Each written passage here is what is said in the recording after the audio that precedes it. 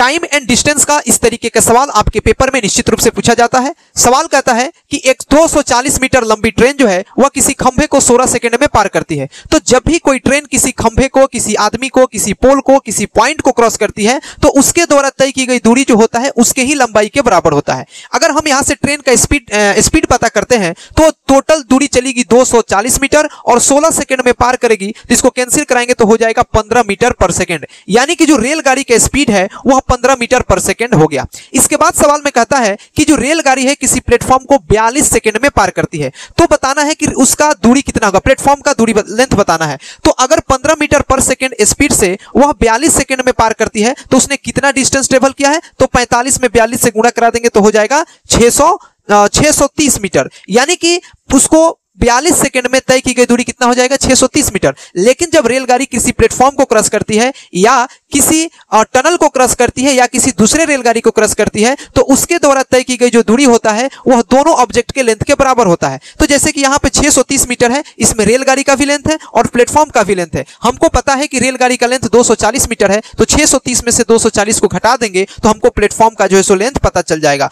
तो 630 में से 240 को घटाएंगे तो 390 मीटर जो होगा वह हमारा प्लेटफॉर्म का लेंथ पता चल